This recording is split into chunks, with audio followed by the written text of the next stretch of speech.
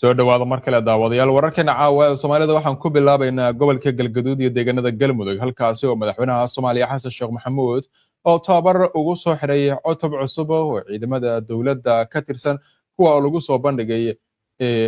gobolka Galgaduud sidoo kale madaxweynaha Soomaaliya waxa lagu wadaa in uu safar dhulka ah ku galo magaalada Gaalkacyo halka caawa uu ku hoyanayo ama caawa uu joogo magaalada Cadaado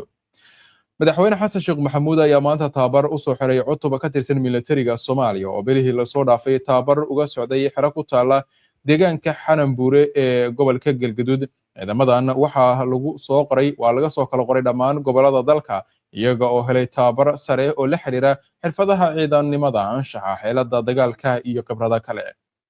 madaxweyne xasan sheekh maxamuud oo khudbad u jeediyay askarta ayaa waxa uu kula dardaarmay in ay dardargeliyaan dagaalka ka dhanka al-shabaab iyo ilaalinta madax banaanida Soomaaliya socdaalkiisa waxa ku weelinayay wasiirka ka tirsan xukuumaddiisa madaxweynaha Galmudug iyo taliyaha ciidamada dhulka iyo ciidamada xoogga dalka Soomaaliya xooggeena caalamku waa na kaalmeeyay saaxiibadu waa na kaalmeeyeen walaalaha caalamku waa na kaalmeeyeen laakiin waqtigeeniyaa la joogaa markeennii aan mas'uuliyadda qaadi lahayn oo walaalaha na kaalmeeyo dhan waa mahadsantihiin aan dhihi lahayn u mahad celin lahayn maalmaha ka mida ciidamada noo joogaay aan ubax qurux badan intaan siino oon xaflad u qabanna aan dhihi lahayn walaalayaal waa mahadsantihiin oo kuwoodii halkan ku geeriyoodo ayagoo Soomaaliya difaacayo Soomaaliya xoreyn dhintay aan xuskoodii iyo muxuu ahay xusidoodii aan muujin lahayn kuweena maxaan ku yiraahdaa shuhadada ahay kadib waxaan rabaa marka ciidanka xoogga dalka Soomaaliya guul ahaan meel ka soo joogo waxaan leeyahay hambalyo waxa idinku soo kordhay xoog aan la dayalsan karin waxa idinku soo kordhay xoog ma aha tababar Soomaali gudaheeda in lagu tababaray kaliya muddadii ugu dheereed ee ciidan la tababarana tababar soo galay takhasusaad soo kala qaatay dadaal badan dheeri ah soo muujiyay dawladda Soomaaliya waxa sanadihii la soo dhaafay sare ay u qaaday tababarka la siinayo ciidamada militariga Soomaaliya si ay ula wareegaan mas'uuliyadda dalka maadaama uu xilliga kala guurka uu marayo in howlgalka midowga Afrika ay awsum ku wareejiyaan marxa ay ku sugan yihiin ciidamada dawladda Soomaaliya toddobaadkii hore dawladda Soomaaliya ayaa waxa ay kala wareegtay ciidamada howlgalka midowga Afrika ee awsum saldhig ku yaala degmada Burhakaba ee gobolka Baay halkaasi oo ciidamada Itoobiya ee qaybta ka howlgalka ay tan iyo sanadkii 2014 ku sugnaayeen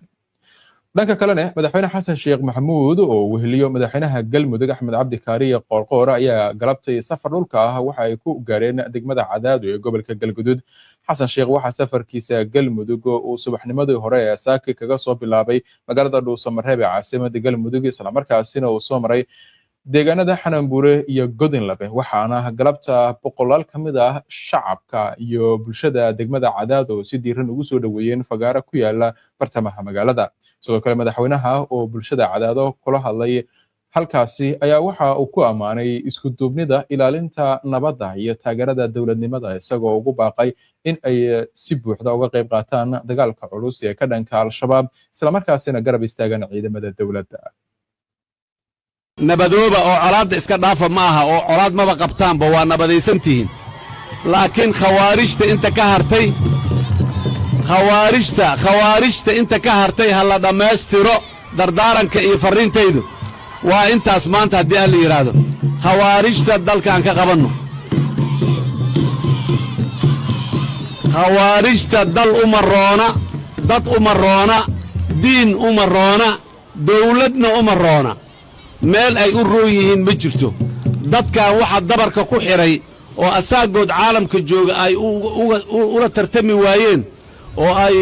ula qaybsan waayeen oo horumarka adduunyadu ay ku tilaabsatay qarnigii 12aad ay intii la rabay ay ka gaari waayeen waa nimanka khawaarijta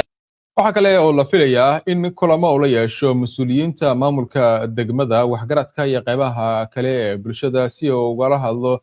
arrimaha muhiimka ah ee dhanka amniga dagaalka al-shabaab iyo doorashooyinka oo kamid ah qorshayaasha dawladda ee Soomaaliya ka wado deegaanada Galmudug dhanka kalena ila madax bannaan ayaa sheegay in madaxweynaha Soomaaliya Xasan Sheekh lagu wado inuu maalinta berita uu gaaro magaalada Cadaado dhanka Galmudug halkaasi oo la tilmaamay in uu socdaalkiisa ku gaari doono oo kaga soo kicitimay magaalada caasimadda ah ee Dhuusamareeb madaxweyne Xasan Sheekh ayaa Galmudug ku sugan tan iyo Jimcihii toddobaadkii hore isaga oo ka qayb galay xaflado kala duwan iyo sidoo kale mashaariic kala duwan oo maamulka Galmudug uu ku soo bandhigay caasimadda Dhuusamareeb waa hagaag bal markaan qaramada midoobay waxa ay ka digtay xaaladda abaarta ee Soomaaliya kadib wafdi sare oo maanta ay tagay maamulka waqooyi bari Soomaaliya ku xigeenka ergeyga gaarka ah ee xogayaha guud ee qaramada midoobay u qaabilsan Soomaaliya ahna isuduwaha arrimaha gargaarka bini'aadantinimo George Conway ayaa maanta socdaal ku tagay caasimadda maamulka waqooyi bari Soomaaliya ee Laascaanood waxaana uu ka digay xaaladda bini'aadantinimo ee ka dhalatay abaaraha daba dheeraaday ee Soomaaliya Conway waxa uu sheegay in dadka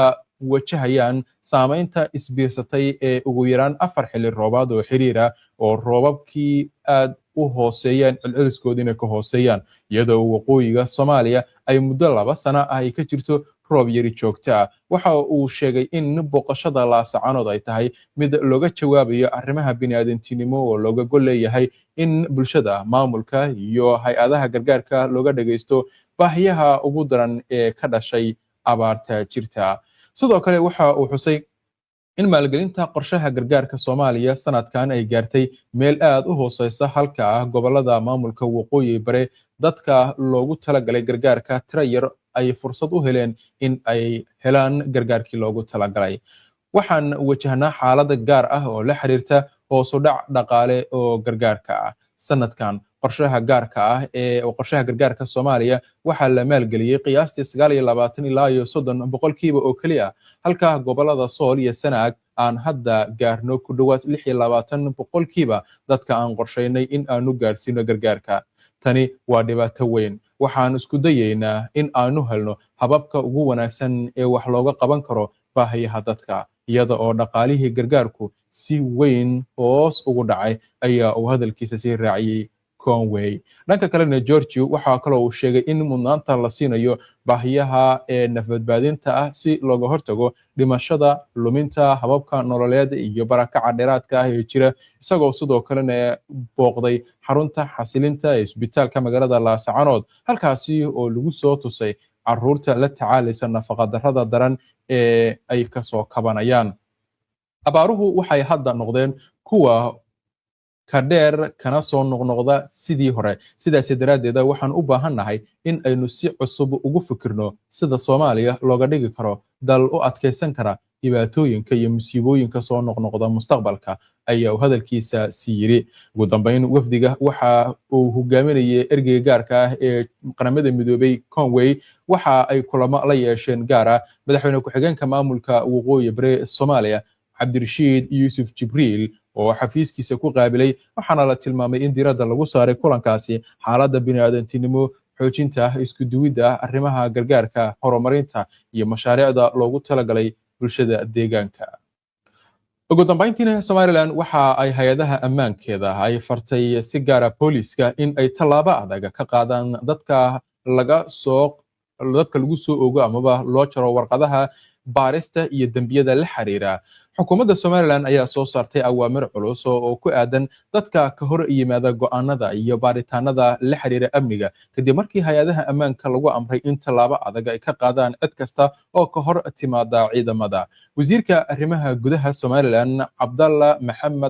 Maxamed Carab Sandere oo hortagay maanta guddiga joogtada ee golaha wakiilada Somaliland ayaa sheegay in aan loo dul qaadan doonin qof dambe oo diida in uu hoggaansamo awaamirta hay'adaha ammaanka gaar ahaan marka loo yeero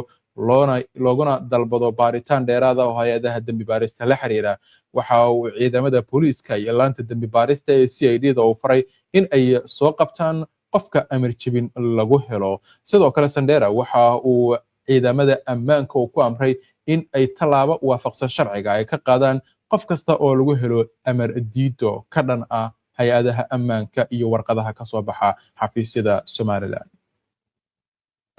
ciidamada booliiska khaas ahaan laanta CID-du waa ciidanka baadha falalka dambiyada wuxuu sharcigu siinayaa cid kasta oo uga shakiyaan amba doonay su'aal ka weydiiyaan faldambiyeed way u yeedhi karaan way waraysan karaan su'aalay weydii karaan laakiin ma suurto galayso nin waraaqay u qoreen oo u yeedheen xil kastaba ha hayee inuu yidhaahdo u iman maayo waxaan leenahay waa sharci darro ciidamada booliiska waxaan farayaa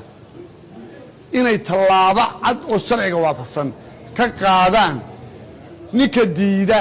iyadoo ciidamada CID-du ee faldambiyada ka shaqeeya waraaq u qoreen awaamirtan waxa ay ku soo beegmaysaa xilli maamulka Somaliland oo bilihii la soo dhaafay ku dhawaaqay inuu xooga saari doono adkeynta amniga iyo la tacaalida falalka uu arko inay khatar ku yihiin amniga iyo kala dambeynta deegaanadiisa. qodobkaas ayaa ugu dambeeyay daawadayaal barnaamijkii wararka Soomaalida oo idinkaga imaanayay stuudiyaha labaad ee HBN. wararkeena iyo barnaamijyadeena waxaad ka heli kartaan baraha bulshada Facebook, YouTube, Twitter ama X iyo Telegram. sidoo kale warbixino qoraal warar iyo macluumaadyo kale waxaad kala socon kartaan boggeena internetka ee hbnonline.tv.com. waana kulan dambe nabadgelyo habeen wanaagsan.